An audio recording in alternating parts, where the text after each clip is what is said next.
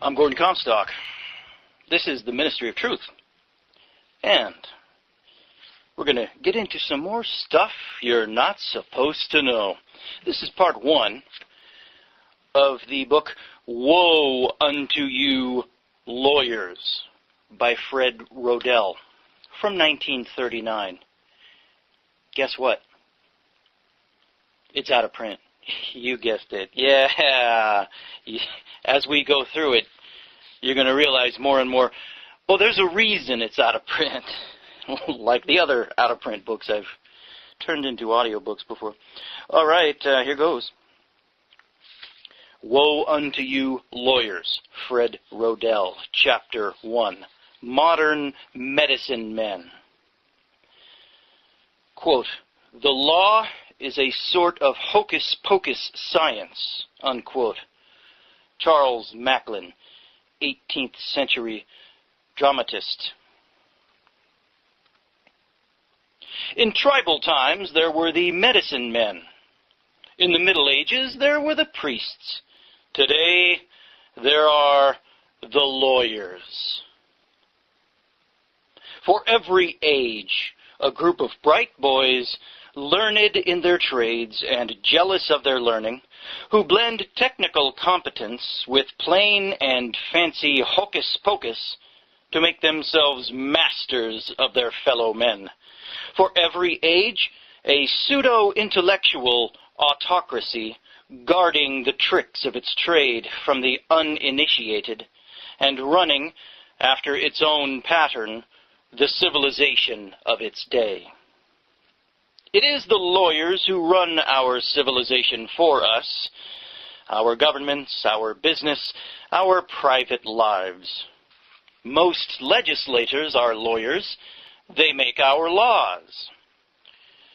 Most presidents, governors, commissioners, along with their advisors and brain trusters, are lawyers. They administer our laws. All the judges are lawyers. They interpret and enforce our laws. There is no separation of powers where the lawyers are concerned. There is only a concentration of all government power in the lawyers. As the schoolboy put it, ours is, quote, a government of lawyers, not of men, unquote. It is not the businessmen, no matter how big, who run our economic world.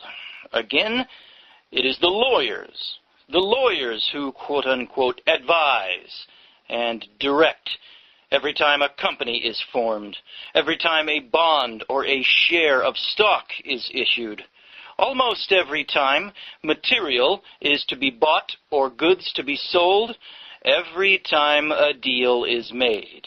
The whole elaborate structure of industry and finance is a lawyer-made house. We all live in it, but the lawyers run it.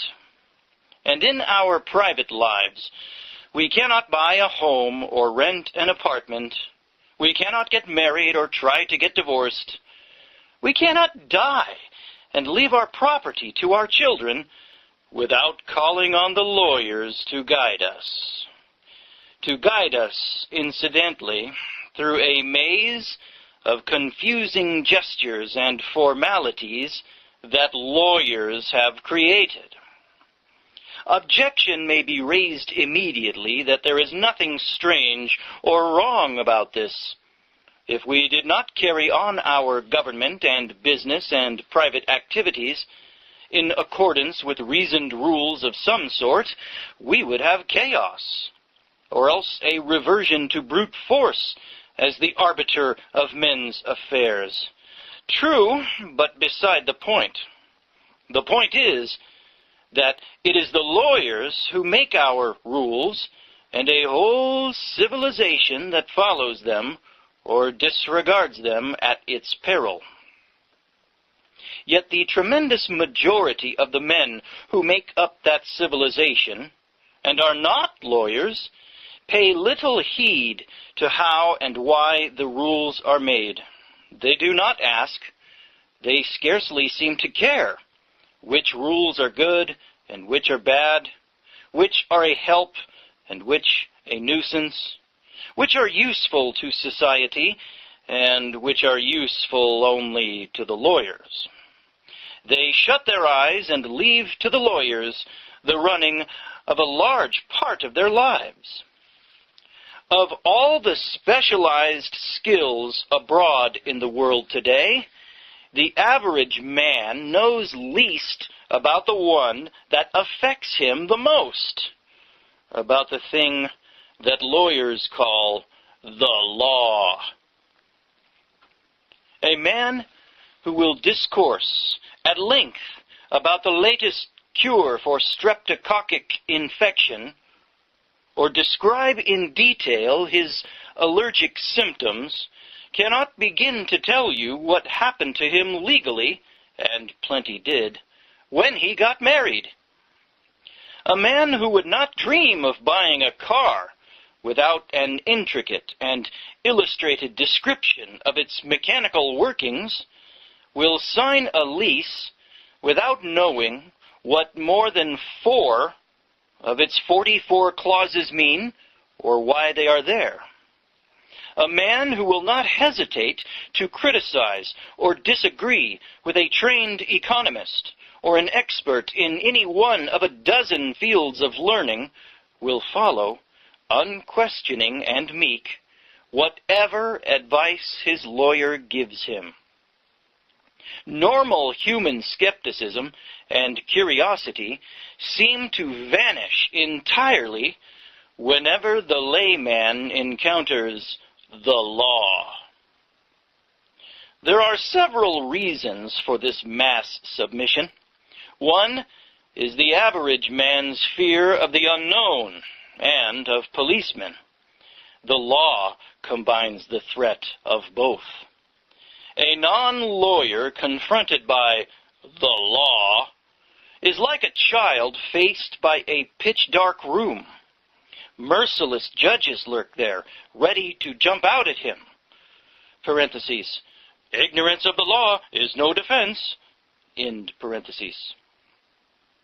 Cowed and perforce trusting, he takes his lawyer's hand, not knowing what false step he might make unguided, nor what punishment might then lie in wait for him.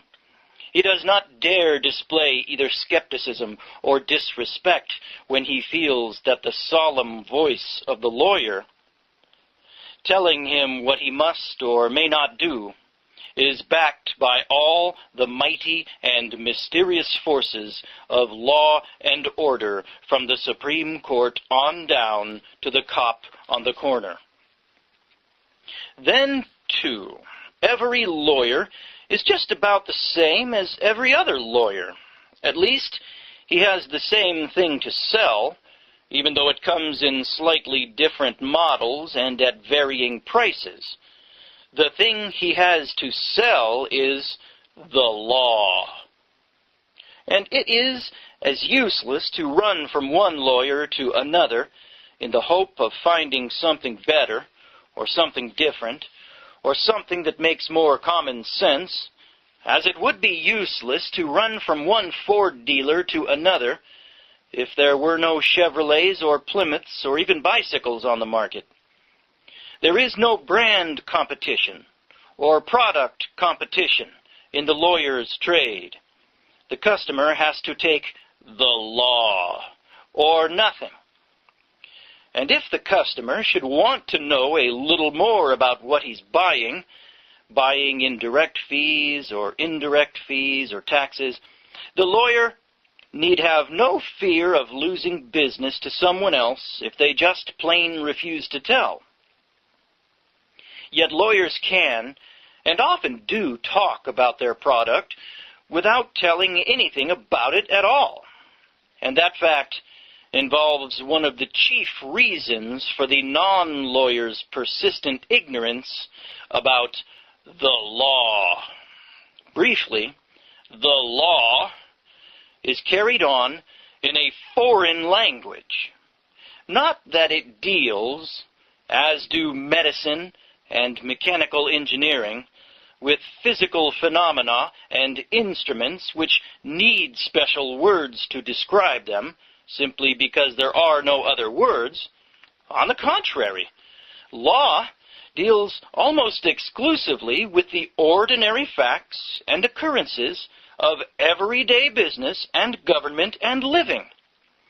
But it deals with them in a jargon which completely baffles and befoozles the ordinary literate man who has no legal training to serve him as a trot.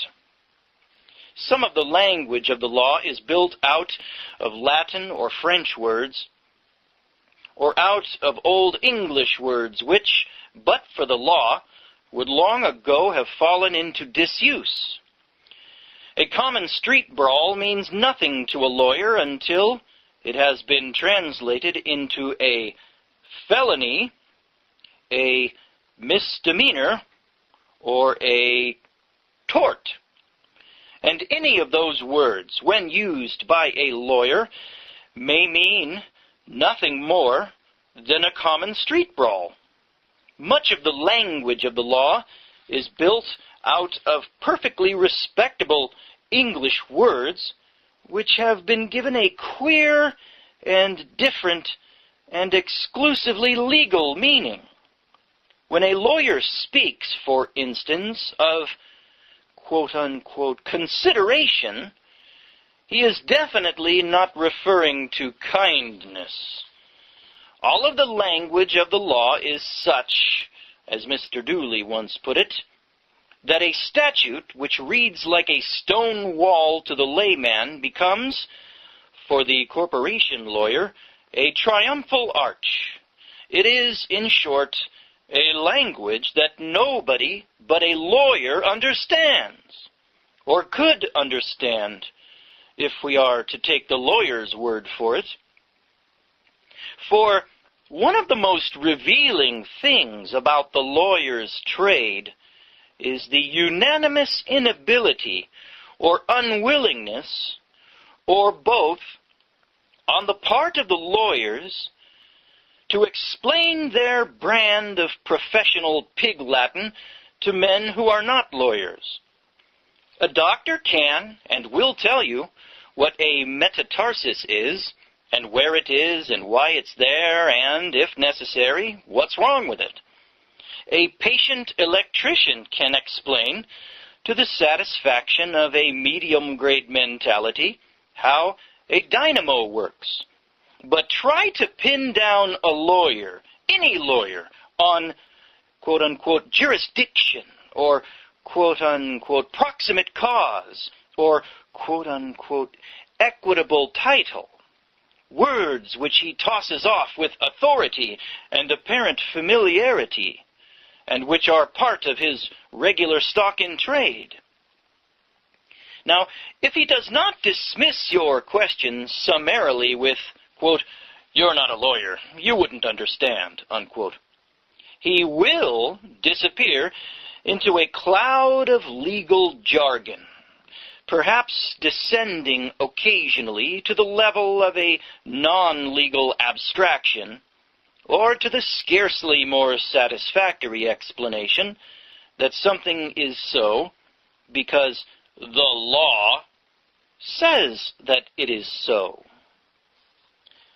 That is where you are supposed to say, quote, "I see," unquote.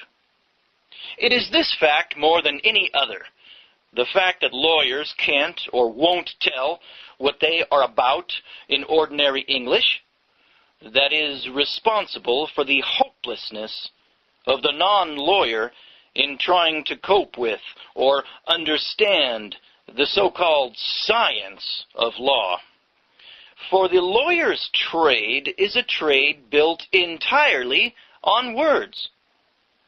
And so long as the lawyers carefully keep to themselves the key to what those words mean, the only way the average man can find out what is going on is to become a lawyer, or at least to study law himself, all of which makes it very nice and very secure for the lawyers. Of course, any lawyer will bristle or snort with derision at the idea that what he deals in is just words. He deals, he will tell you, in propositions, concepts, fundamental principles, in short, in ideas. The reason a non-lawyer gets lost in the law is that his mind has not been trained to think logically about abstractions, whereas the lawyer's mind has been so trained. Hence, the lawyer can leap lightly and logically from one abstraction to another, or narrow down a general proposition to apply to a particular case with an agility that leaves the non-lawyer bewildered and behind. It is a pretty little picture, yet it is not necessary to go into semantics to show that it is a very silly little picture. No matter what lawyers deal in, the thing they deal with is exclusively the stuff of living. When a government wants to collect money and a rich man does not want to pay it, when a company wants to fire a worker and the worker wants to keep his job, when an automobile driver drives down a pedestrian and the pedestrian says it was the driver's fault and the driver says it wasn't. These things are living facts, not airy abstractions. And the only thing that matters about the law is the way it handles these facts and a million others. The point is that legal abstractions mean nothing at all until they are brought down to earth.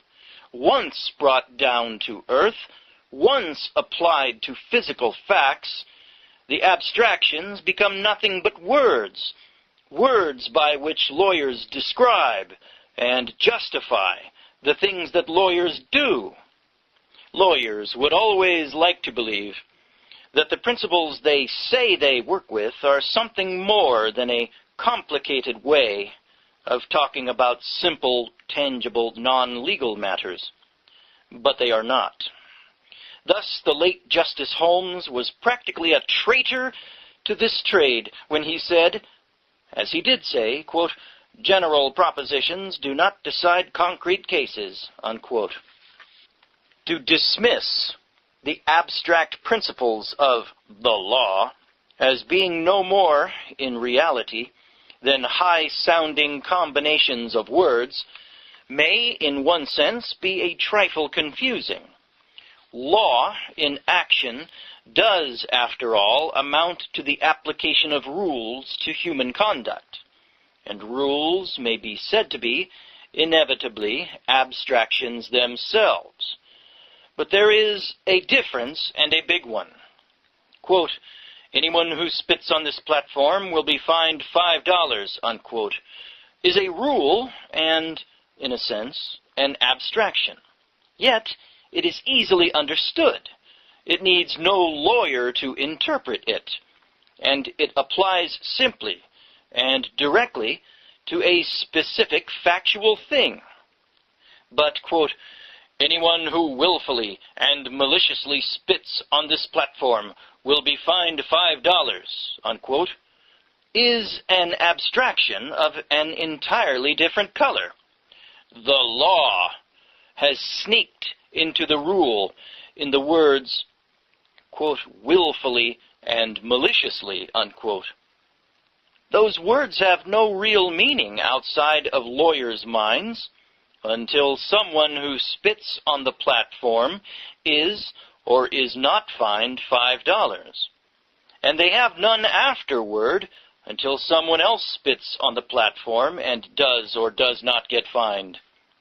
The whole of the law, its concepts, its principles, its propositions, is made up of, quote-unquote, willfullies and, quote-unquote, maliciouslies, of words that cannot possibly be pinned down to a precise meaning, and that are, in the last analysis, no more than words.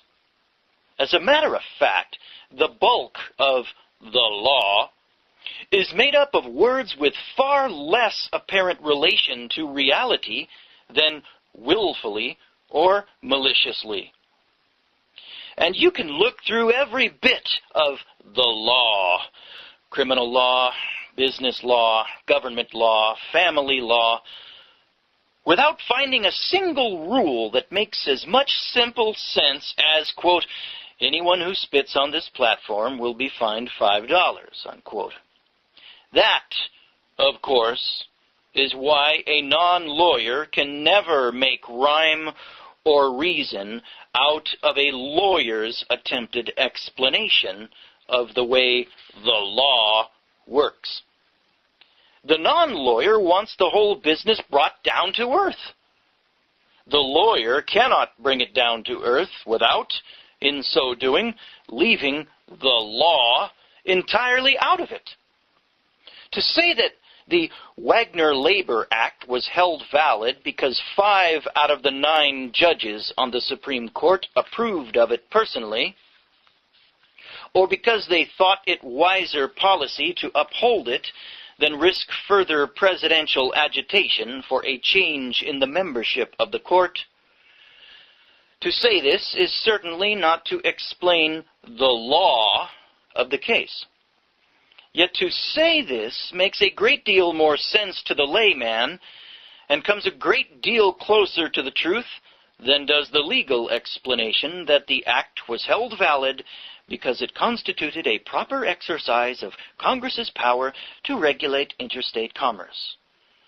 You can probe the words of that legal explanation to their depths and bolster them with other legal propositions dating back 150 years, and they will still mean, for all practical purposes, exactly nothing. There is no more pointed demonstration of the chasm between ordinary human thinking and the mental processes of the lawyer than in the almost universal reaction of law students when they first encounter the law. They come to law school a normally intelligent, normally curious, normally receptive group. Day in, day out, they are subjected to the legal lingo of judges, textbook writers, professors, those learned in the law. But for months, none of it clicks. There seems to be nothing to take hold of. These students cannot find anywhere in their past knowledge or experience a hook on which to hang all this strange talk of quote-unquote mens rea and quote-unquote fee simple and quote-unquote due process and other unearthly things. Long and involved explanations in lectures and law books only make it all more confusing. The students know that law eventually deals with extremely practical matters, like buying land and selling stock and putting thieves in jail, but all that they read and hear seems to stem not only from a foreign language, but from a strange and foreign way of thinking. Eventually, their confusion, founded though it is in stubborn and healthy skepticism, is worn down. Eventually, they succumb to the barrage of principles and concepts and all the metaphysical refinements that go with them. And once they have learned to talk the jargon, once they have forgotten their recent insistence on matter-of-factness, once they have begun to glory in their own agility at that mental hocus-pocus that had them befuddled a short while ago, then they have become, in the most important sense, lawyers. Now they, too, have joined the select circle of those who can weave a complicated intellectual riddle out of something so mundane as a strike or an automobile accident. Now it will be hard, if not impossible, ever to bring them back to that disarmingly direct way of thinking about the problems of people and society which they used to share with the average man before they fell in with the lawyers and swallowed the law. Learning the lawyer's talk and lawyer's way of thinking, learning to discuss the pros and cons of, say, pure food laws in terms of, quote, affectation with a public interest, unquote, as against, quote, interference with freedom of contract, unquote, is very much like learning to work cryptograms or play bridge. It requires concentration and memory and some analytic ability, and for those who become proficient, it can be a stimulating intellectual game. Yet those who work cryptograms or play bridge never pretend that their mental efforts, however difficult and involved, have any significance beyond the game they are playing. Whereas those who play the legal game not only pretend, but insist that their intricate ratiocinations in the realm of pure thought have a necessary relation to the solution of practical problems. It is through the medium of their weird and wordy mental gymnastics that the lawyers lay down their rules under which we live. And it is only because the average man cannot play their game, and so cannot see for himself how intrinsically empty of meaning their playthings are, that the lawyers continue to get away with it. The legal trade, in short, is nothing but a high-class racket.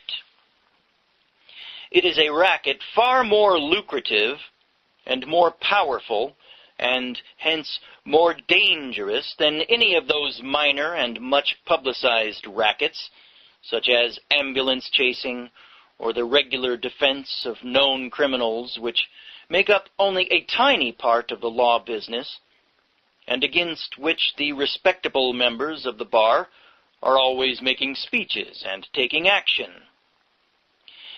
John W.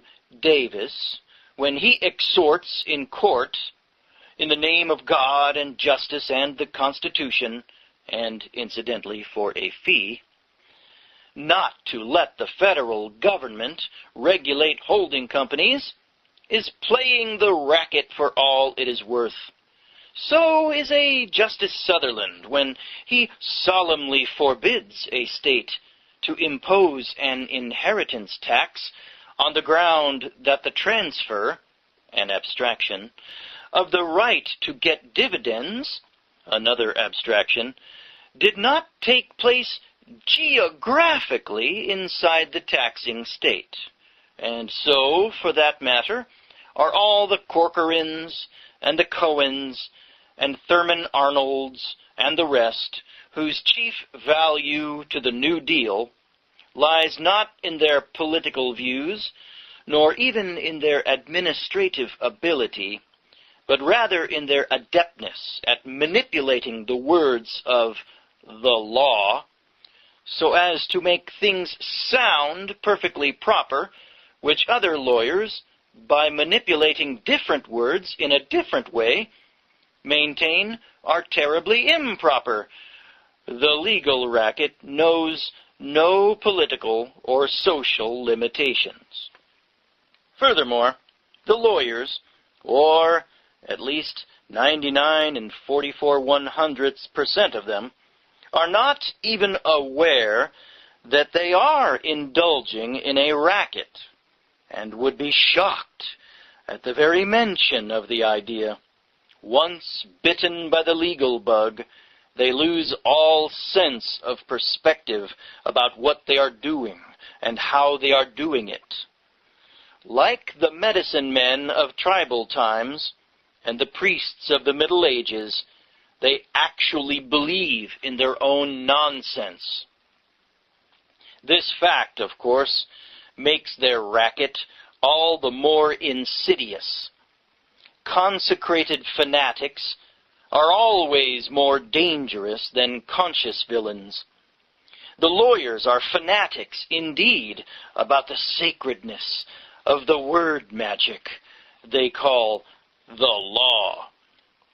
Yet the saddest and most insidious fact about the legal racket is that the general public doesn't realize it's a racket either.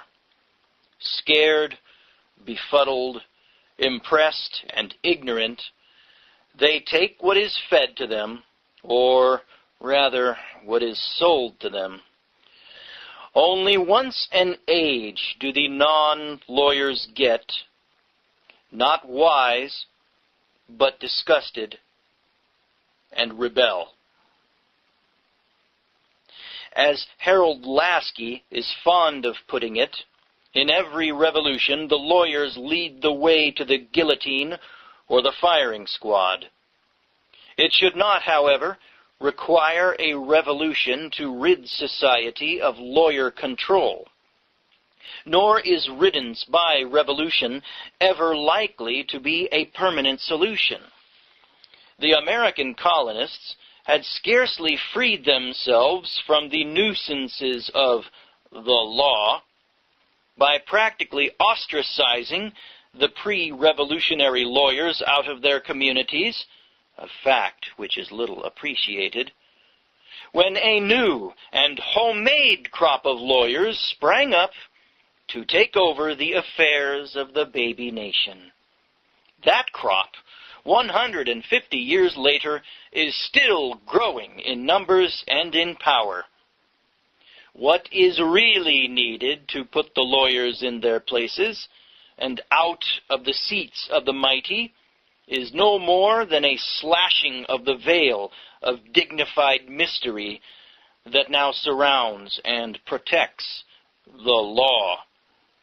If people could be made to realize how much of the vaunted majesty of the law is a hoax, and how many of the mighty processes of the law are merely logical legerdemain, they would not long let their lawyers lead them around by the nose. And people have recently begun, bit by bit, to catch on. The great illusion of the law has been leaking a little at the edges. There was President Roosevelt's plan to add to the membership of the Supreme Court in order to get different decisions. Even those who opposed the plan, and they, of course, included almost all the lawyers, recognized, by the very passion of their arguments, that the plan would have been effective. In other words, that by merely changing judges, you could change the highest law of the land. And when the highest law of the land was changed, without even changing judges, when the same 9 men said that something was constitutional this year, which had been unconstitutional only last year, then even the most credulous of laymen began to wonder a little about the immutability of the law.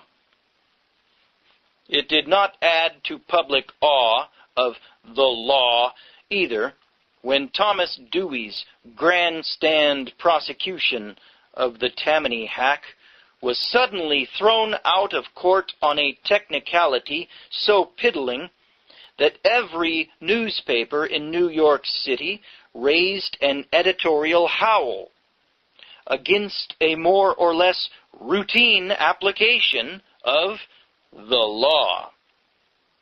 And such minor incidents as the recent discovery that one of Staten Island's leading law practitioners had never passed a bar examination and so was not officially a lawyer, do not lend themselves to the law's prestige. Yet it will take a great deal more than a collection of happenings like these to break down effectively the superstition of the grandeur of the law, and the hold which that superstition has on the minds of most men. It will take some understanding of the wordy emptiness and irrelevance of the legal process itself. It will take some cold realization that the inconsistencies and absurdities of the law that occasionally come into the open are not just accidents, but commonplaces. It will take some awakening to the fact that training in the law does not make lawyers wiser than other men, but only smarter. Perhaps an examination of the lawyers and their law, set down in ordinary English, might help achieve these ends. For, despite what the lawyers say, it is possible to talk about legal principles and legal reasoning in everyday, non-legal language. The point is that, so discussed, the principles and the reasoning and the whole solemn business of the law come to look downright silly.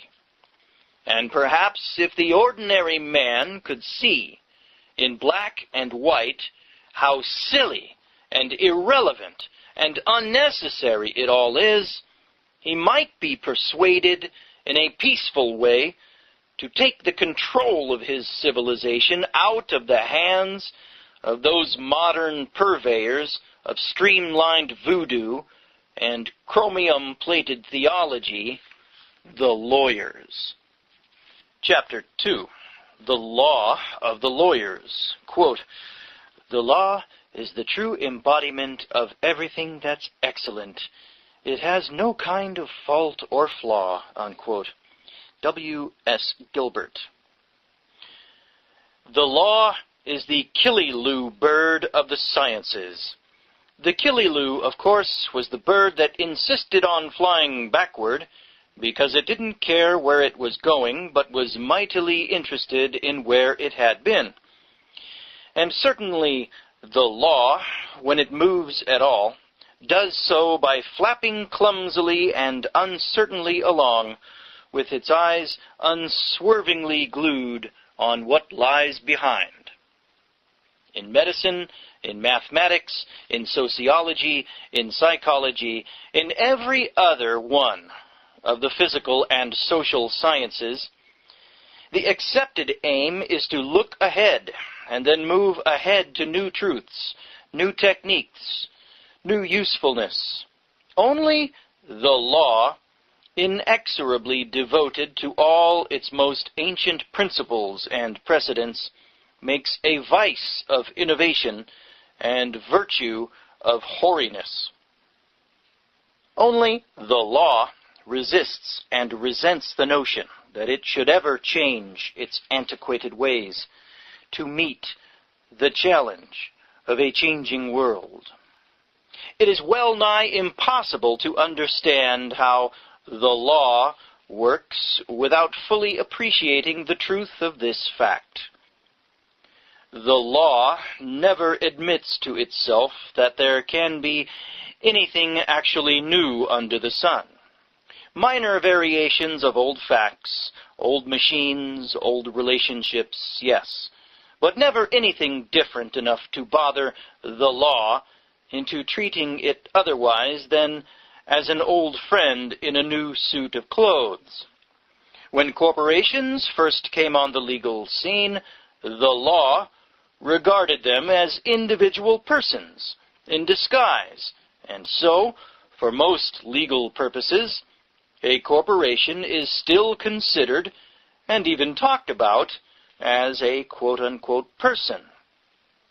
A transport airplane, so far as the law is concerned, is nothing but a newfangled variety of stagecoach. Such things as sit-down strikes, holding companies, Paris divorces were treated with almost contemptuous familiarity by the law when they first appeared, and the same fate undoubtedly awaits television when it grows up and begins to tangle with the law. For all this is part of a carefully nurtured legend to the effect that the law is so omniscient that nothing men may do can ever take it unawares, and so all-embracing that the principles which will apply to men's actions 500 years from now are merely waiting to be applied to whatever men happen to be doing in 2439 A.D. What the law purports to be is a tremendous body of deathless truths, so wide in scope and so infinite in their variations that they hold somewhere, and often hidden, within their vastness the solution of every conceivable man-made dispute or problem. Of course, the truths are phrased in abstract principles, and the principles are phrased in the strange lingo of the law.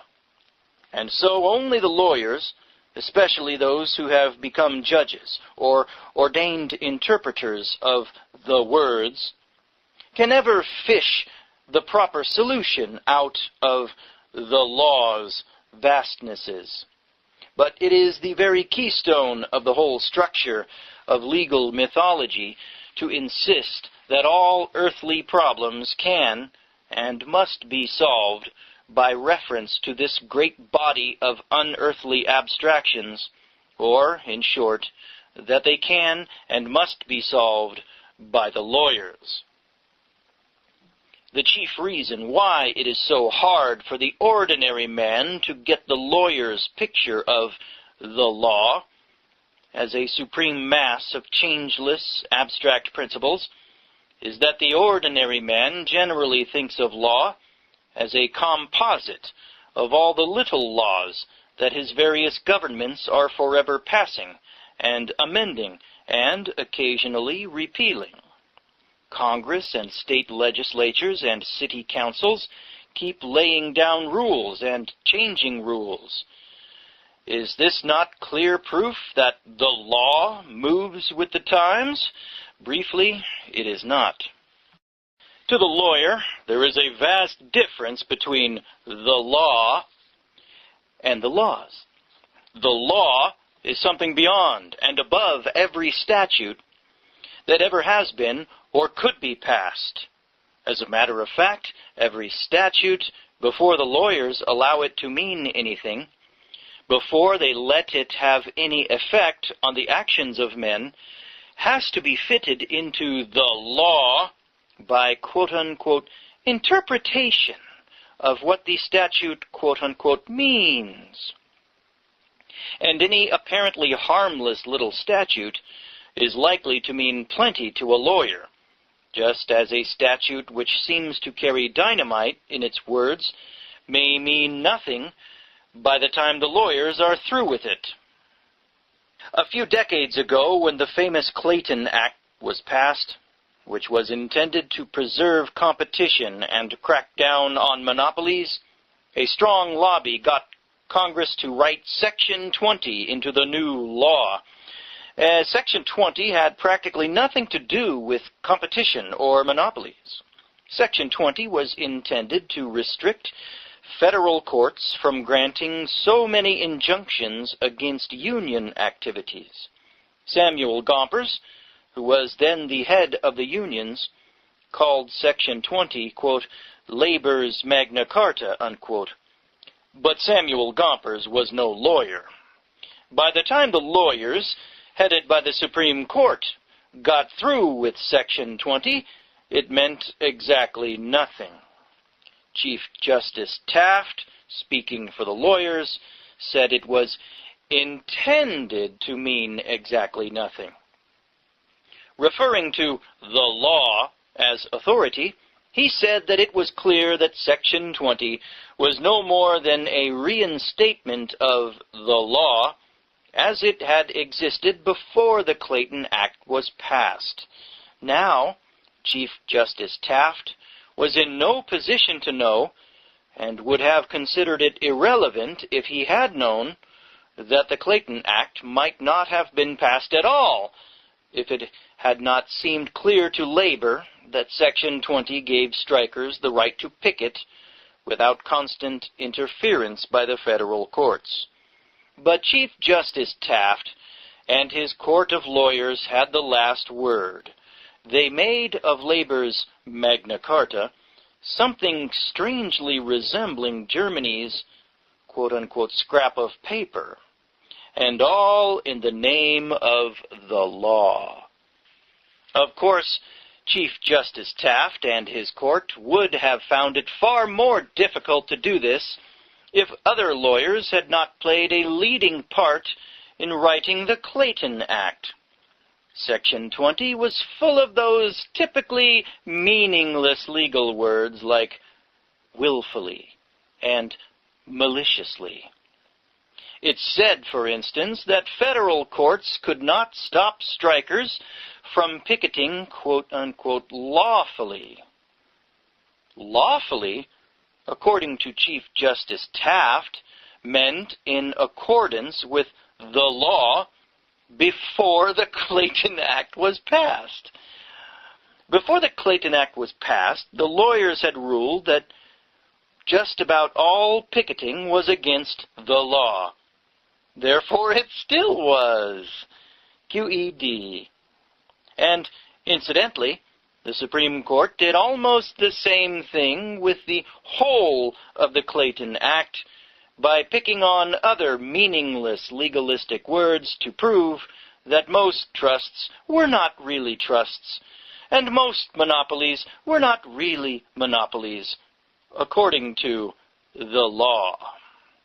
You can change the laws all you please, but you can't change the law. And the law is what counts. It would, moreover, be a mistake to jump to the conclusion that Chief Justice Taft and his court, quote-unquote, interpreted Section 20 of the Clayton Act into complete oblivion merely because they didn't like the unions or strikes or picketing. For Taft, in the course of explaining at great lengths why Section 20 did not really mean a thing, went out of his way to include in his opinion a rousing defense of labor unions. Of course, this defense did not do the unions any good, any more than Section 20 did the unions any good after Taft got through with it. The point is that Taft was insisting to his fellow lawyers, the only people who ever read or understand judicial opinions, that in disappointing the unions, he was merely following the law. The choice, however distasteful, was forced upon him, for it is part of the legal legend that no lawyer, not even when he becomes a Supreme Court justice, ever does any more than explain what the law is and how it applies. He is merely the voice through which the great gospel is known to men. Moreover, the law can do strange things to man-made laws, even when, as very rarely happens, such laws are not so full of willfullies and maliciouslies and lawfullies that they practically invite the lawyers to write their own ticket. For example, there was the Guffey Coal Act involving federal regulation of the coal industry. The Supreme Court first said that most of the important parts of the act were unconstitutional. Now, saying that a law is unconstitutional is really no more than a convenient way of saying that it goes against the law. But the whole idea of constitutionality and unconstitutionality is so mixed up with notions like patriotism and politics, as well as with the most sacred and complicated of all legal rules, that it deserves and will get full treatment a little later on. The point here is that, after saying part of the Guffey Act was unconstitutional, the judges went on to say that the good part had to be thrown out with the bad part. Not unreasonable, perhaps, on the face of it. Not unreasonable until you learn that Congress, foreseeing what the Supreme Court might do with part of the act, had taken particular pains to write very clearly into the act that if part of it should be held unconstitutional, the rest of it should go into effect anyway. And so, in order to throw out the whole act, the court had to reason this way. Part of this law is unconstitutional. The rest is constitutional. Congress said the constitutional part should stand regardless of the rest. But that is not our idea of a proper way of doing things. We do not believe Congress would want to do things in a way that does not seem proper to us who really know the law. Therefore, we do not believe Congress meant what it said when it said to let the constitutional part stand. Therefore, we will throw it out along with the unconstitutional part in the name of the law. The reasoning is not a burlesque. It is a shortened version of part of what the Supreme Court actually said, although the court phrased it in multisyllabic legal language in the case of Carter against the Carter Coal Company. And the result is an example, more obvious but no more extreme than thousands upon thousands of others, of how little the laws written by our so-called lawmakers really mean until the lawyers have decided what those laws mean or don't mean in the light of the law.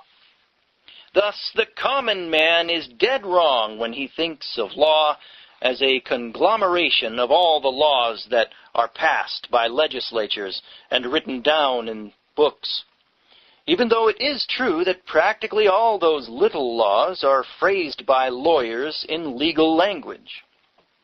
Those little laws, those statutes, are, to a lawyer, the least important and least respectable of three kinds of rules which lawyers deal.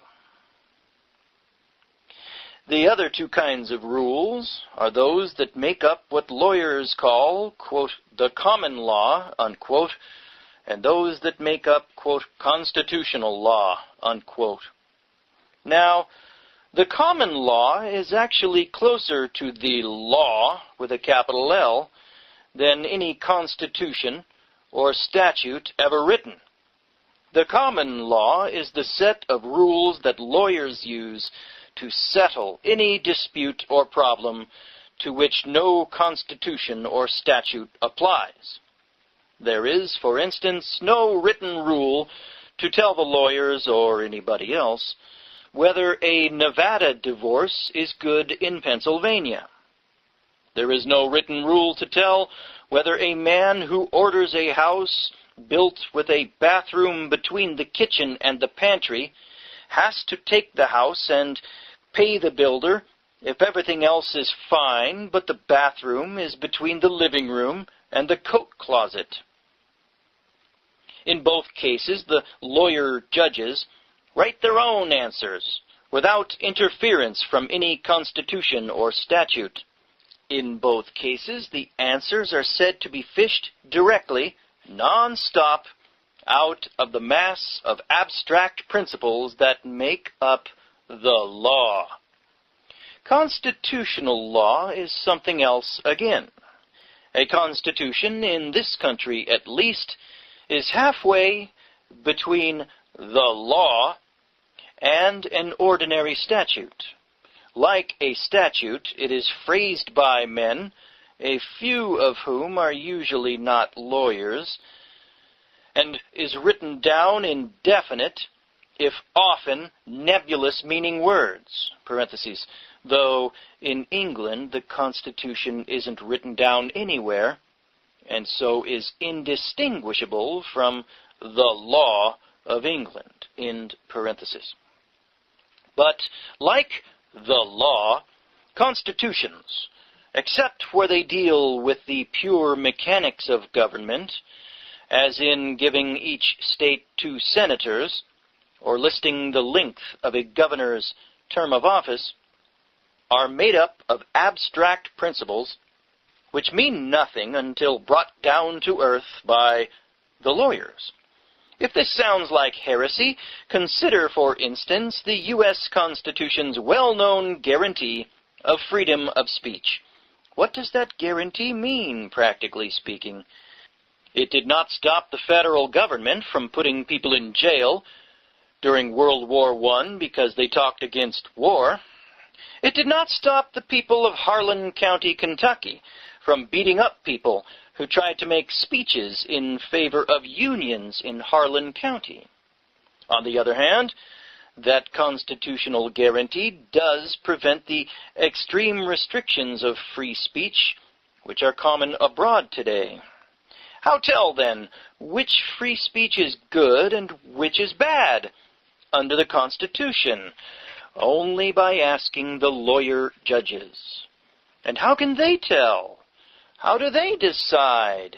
Simply by referring to our old friend, the law, in order to, quote-unquote, interpret the Constitution. The law is thus superior to constitutions, just as it is superior to statutes. And according to the legal legend, it is neither constitutions nor statutes which finally determine the rules under which men live. It is the law, working unimpeded to produce the common law, working through the words of constitutions to produce constitutional law, working through the words of both statutes and constitutions to produce statutory law. All 3 kinds of law are merely obedient offspring of that great body of abstract principles, which never changes and which nobody but a lawyer even pretends to understand. Justice Holmes was, in effect, talking about the law as a whole when he said of its nearest and dearest offspring, quote, "The common law is not a brooding omnipresence in the sky," unquote. But Justice Holmes, as he well knows when he said that, was dissenting not only from a decision of the Supreme Court, but from the opinions of most lawyers about the law. For practically every lawyer thinks and talks of the law as a sort of omnipotent, omniscient presence hovering around like God over the affairs of men. Yet every lawyer purports to be able to understand and interpret a large part of that presence for the benefit of those who are not lawyers. At a price, of course. The strange thing is, however, that lawyers, for all their alleged insight into the great mystery, are never able to agree about the presence or its interpretation when it comes down to applying the law to a simple, specific, factual problem. If the lawyers agreed, there would never be a law case. For every law case results, of course, from a legal dispute as to what the law is. If the lawyers agreed, we would not have appellate courts reversing the judgments of trial courts and super appellate courts, reversing the judgments of appellate courts and super appellate courts, or Supreme Courts, reversing the judgments of super appellate courts. The fact is that every lawyer claims to know all about the law until it comes down to applying the law to a specific dispute. Whereas no non-lawyer cares in the slightest degree what the law is until it comes down to applying the law to a specific dispute. It is all very well for a lawyer to say, out of his knowledge of the law, that a quote-unquote mortgager has, quote, legal title, unquote, to a building. That is very pretty and sounds very impressive. But if the mortgager then wants to know if he can sell the building, and on what terms, and if he has to pay taxes on it, and if he can kick the mortgagee out if the mortgagee comes snooping around, the lawyers will begin to disagree. It is all very well, too, for a lawyer to say that the law forbids, quote, interference with the freedom of contract, unquote. But when 57 respectable lawyers of the late Liberty League declare unanimously that employers need pay no attention to the Wagner Labor Act because it interferes with freedom of contract, and then the Supreme Court tells them that they are 100% wrong, the 57 lawyers' undoubted knowledge of the law begins to look just a trifle futile. The law, as a matter of fact, is all things to all lawyers. It is all things to all lawyers simply because the principles on which it is built are so vague and abstract and irrelevant that it is possible to find in those principles both a justification and a prohibition of every human action or activity under the sun. And how does the law, then, ever get brought down to earthly affairs? In what way does it actually succeed in building regulatory fences around men's conduct? The answer is just as simple as it is complex. The answer is that the last bunch of judges which gets a shot at the solution of any specific problem has the decisive word on the law as it affects that problem. The solution which that last bunch of judges gives to that problem is the law so far as that problem is concerned, even though every other lawyer in the world might suppose the law was different. It might not then be irrelevant to ask what a judge is. And it was an unusually candid judge who recently gave the best answer to that question. He said, quote, "A judge is a lawyer who knew a governor," unquote. The lawyers who knew governors, or who knew presidents, or who knew enough ward leaders, where judges are elected, bring the law down to earth in all sorts of different and conflicting ways. A homeowner who beats up a trespassing hobo may be a hero in one state and a criminal in another. But no matter which he is, the legal appraisal of his actions will fit perfectly into the great and ubiquitous framework of the law. For no matter how differently different judges in different places may decide the same human problem, or decide it differently in the same place at different times, the great legend of the law as steadfast and all-embracing, is always adhered to. Decisions may change or differ or conflict, but the law budges not. And it is necessary to understand this keystone of legal reasoning and to accept it as a matter of fact, no matter how silly it may sound, before it is possible to understand the strange processes of the law. It is necessary to realize that the law not only stands still, but is proud and determined to stand still. If a British barrister of 200 years ago were suddenly to come alive in an American courtroom, he would feel intellectually at home. The clothes would astonish him.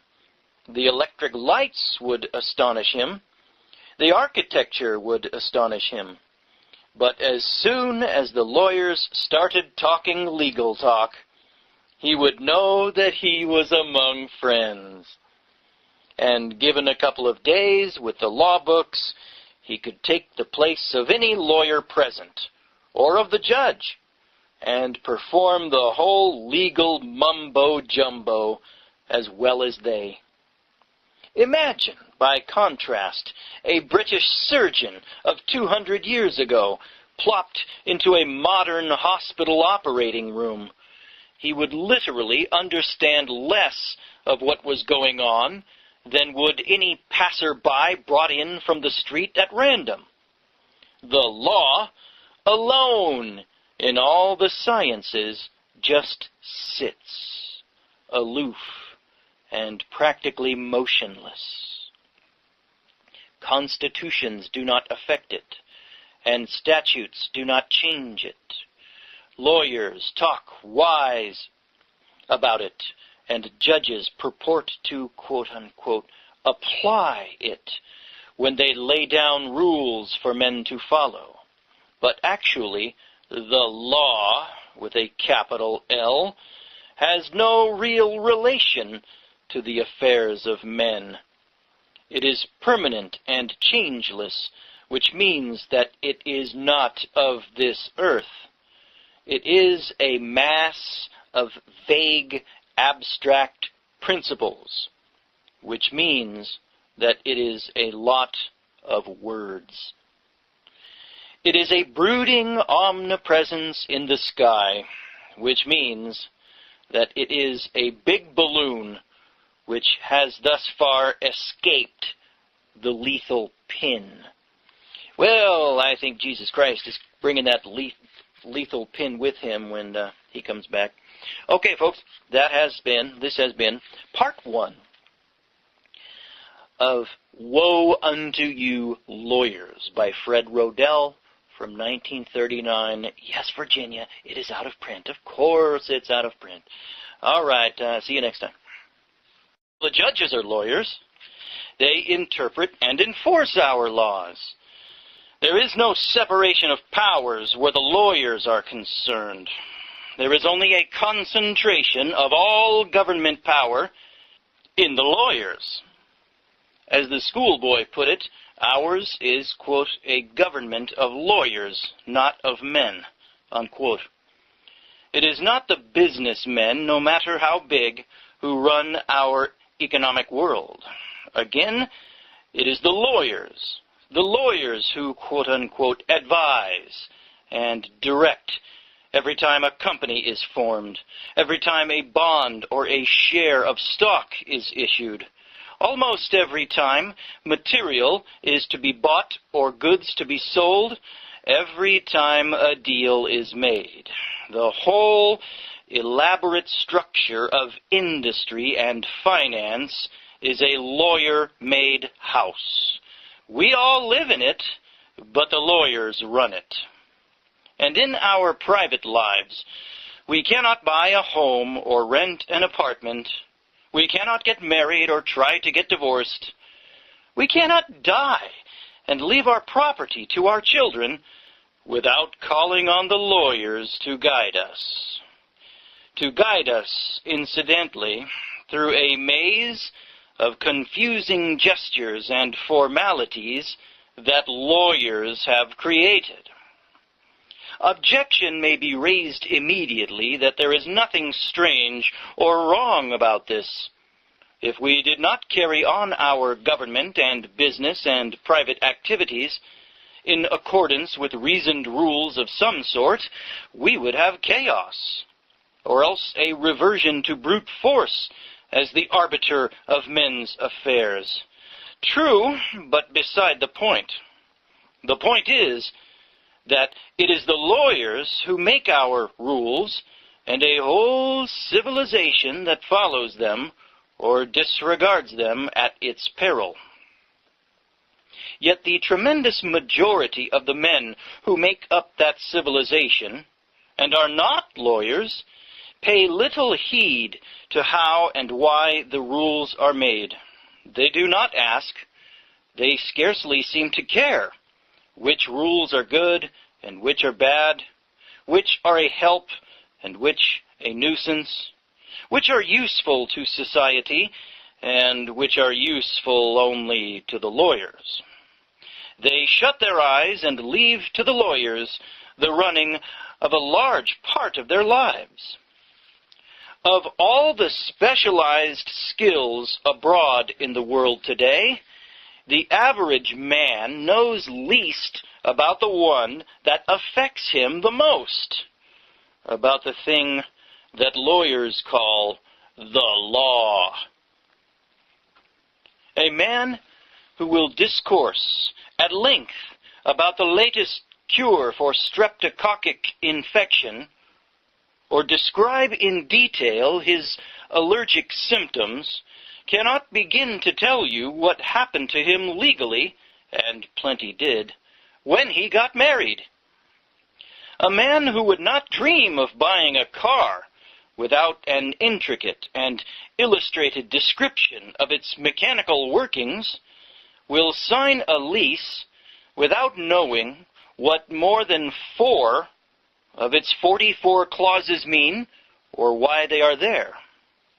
A man who will not hesitate to criticize or disagree with a trained economist or an expert in any one of a dozen fields of learning will follow, unquestioning and meek, whatever advice his lawyer gives him. Normal human skepticism and curiosity seem to vanish entirely whenever the layman encounters the law. There are several reasons for this mass submission. One is the average man's if they just plain refuse to tell. Yet lawyers can, and often do, talk about their product without telling anything about it at all. And that fact involves one of the chief reasons for the non-lawyer's persistent ignorance about the law. Briefly, the law is carried on in a foreign language. Not that it deals, as do medicine and mechanical engineering, with physical phenomena and instruments which need special words to describe them, simply because there are no other words. On the contrary, law deals almost exclusively with the ordinary facts and occurrences of everyday business and government and living. But it deals with them in a jargon which completely baffles and befoozles the ordinary literate man who has no legal training to serve him as a trot. Some of the language of the law is built out of Latin or French words, or out of Old English words which, but for the law, would long ago have fallen into disuse. A common street brawl means nothing to a lawyer until it has been translated into a felony, a misdemeanor, or a tort. And any of those words, when used by a lawyer, may mean nothing more than a common street brawl.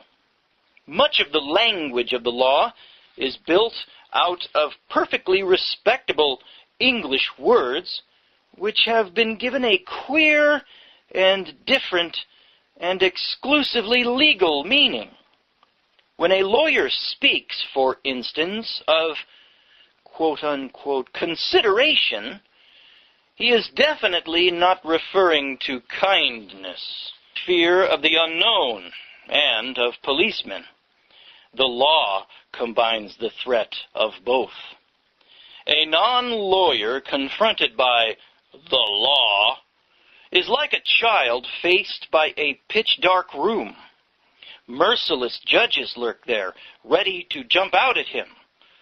Parentheses. Ignorance of the law is no defense. End parentheses. Cowed and perforce trusting, he takes his lawyer's hand, not knowing what false step he might make unguided, nor what punishment might then lie in wait for him. He does not dare display either skepticism or disrespect when he feels that the solemn voice of the lawyer, telling him what he must or may not do, is backed by all the mighty and mysterious forces of law and order from the Supreme Court on down to the cop on the corner. Then, too, every lawyer is just about the same as every other lawyer. At least, he has the same thing to sell, even though it comes in slightly different models and at varying prices. The thing he has to sell is the law. And it is as useless to run from one lawyer to another in the hope of finding something better, or something different, or something that makes more common sense, as it would be useless to run from one Ford dealer to another if there were no Chevrolets or Plymouths or even bicycles on the market. There is no brand competition or product competition in the lawyer's trade. The customer has to take the law or nothing. And if the customer should want to know a little more about what he's buying in direct fees or indirect fees or taxes, the lawyer need have no fear of losing business to someone else. I'm Gordon Comstock. This is the Ministry of Truth. And we're going to get into some more stuff you're not supposed to know. This is part 1 of the book Woe Unto You, Lawyers by Fred Rodell from 1939. Guess what? It's out of print. You guessed it. Yeah. As we go through it, you're going to realize more and more, oh, there's a reason it's out of print. Like the other out-of-print books I've turned into audiobooks before. All right, here goes. Woe Unto You, Lawyers, Fred Rodell, Chapter 1, Modern Medicine Men. Quote, the law is a sort of hocus-pocus science, unquote. Charles Macklin, 18th century dramatist. In tribal times, there were the medicine men. In the Middle Ages, there were the priests. Today, there are the lawyers. For every age, a group of bright boys, learned in their trades and jealous of their learning, who blend technical competence with plain and fancy hocus-pocus to make themselves masters of their fellow men. For every age, a pseudo-intellectual autocracy guarding the tricks of its trade from the uninitiated and running, after its own pattern, the civilization of its day. It is the lawyers who run our civilization for us, our governments, our business, our private lives. Most legislators are lawyers. They make our laws. Most presidents, governors, commissioners, along with their advisors and brain trusters, are lawyers. They administer our laws.